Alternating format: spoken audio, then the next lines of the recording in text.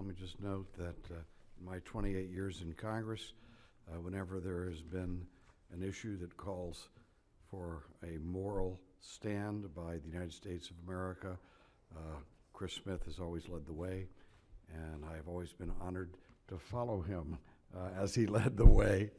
And this is, I think, one of those instances of historical significance that it demands people of certain moral fortitude to step forward and make their moral convictions known on a major contention of the day. And how many, let me just ask the panel, we're talking about Christians and Yazidis now, and but there are other groups that, as we know, that are facing slaughter. But if we don't do what's right, if we have an administration in charge of our government now that refuses to recognize that Christians are targeted, as the Jews were in World War II, how many people is the world going to lose? How many Christians? Are we talking about millions of people?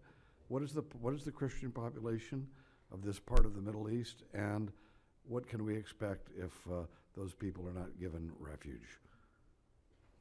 About 1.5 million in Iraq alone.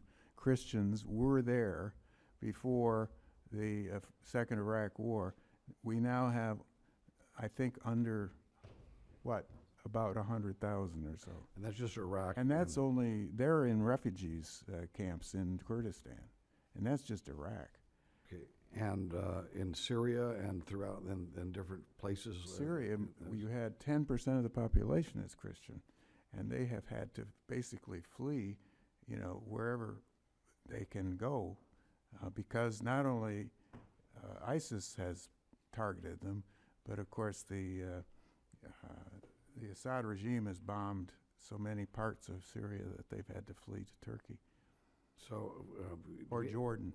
Do we have some guesses in terms of, or I say educated guesses? We're talking about over a million, yes, a million people dead unless we step forward. Is that maybe 2 million people dead? Possible. It's also very important to understand that ISIS isn't just targeting people in that region. Their ultimate aim is the United States, Vatican, Europe. It's the world. And so they're not, in establishing an Islamic State right Sure. now, that Islamic State needs to grow, and it needs to, until they can rule the world. And so this isn't just an isolated group. So we're talking about the short term. There's maybe 1 million or 2 million people who are in danger right now. But what you're saying is, unless we step up to this part of the challenge, Thank you. there's Paris, many more millions. what we of just people. went through just not too long ago. Yeah, let me note that I worked in the White House. God blessed me with the opportunity of working for Ronald Reagan as one of his speechwriters for 7 years. And I remember when Ronald Reagan declared that the Soviet Union was the focus of evil in the modern era. And let me say, Mr. Chairman, that I think that we need to make sure that we declare that this Islamic terrorist threat of killing people for their faith is now the focus of evil in our era, and call upon all good people of every faith to step forward and say this will not be tolerated by civilization. Just as communism, which was trying to use terror and brutality and the same kind of Stalinist obliteration of people's lives in order to terrorize the population into an atheistic dictatorship, we defeated that evil, and we must defeat this evil as well. And it doesn't just mean, and as we all know, Ronald Reagan did not declare war on Russia and send our military to attack Russia. Mm-hmm. We did not do that. Everybody assumed that that's what would happen. Ronald Reagan, that's how we'll defeat the Soviet Union. That's not what we did. Ronald Reagan mobilized the people of the world and especially reached out to those people who were struggling against communism and worked with them and helped them not just provide safe haven, but the means to help secure themselves from that evil at that day. We need to do that here, but let me note, just like Ronald Reagan was really criticized for calling the Soviet Union the evil empire, and he was being, I can remember very clearly, oh my God, what did you speechwriters give him? What's going on there, you know? And actually Reagan was very much part of the whole effort, and He was and right. he knew what he was saying. And the bottom line is, by labeling this something that people could understand, and by mobilizing behind it, we were able to destroy the Soviet Union, which was an evil empire of atheist dictatorship.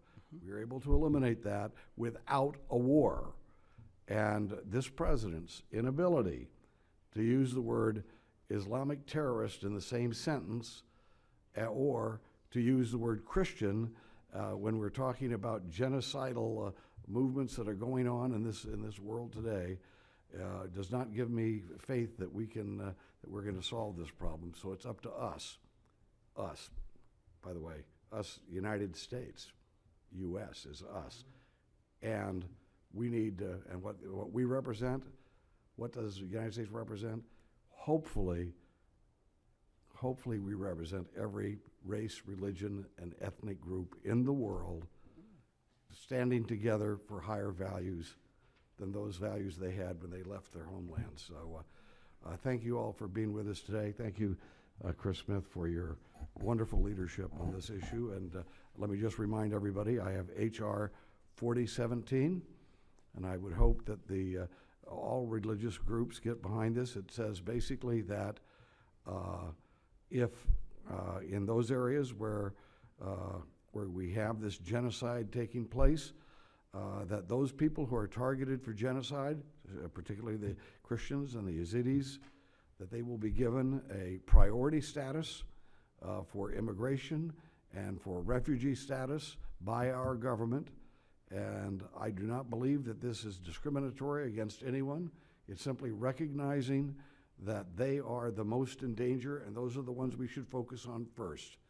And just as when the Jews came here in 1939 and we turned them away, we should not have turned them away saying, you're not going to get any special favors from us. No, that was horrible, and we know what happened. Well, now we need to pay particular attention to those in danger and to focus on helping them. Anybody who can support my legislation, I'll be very happy to have that too.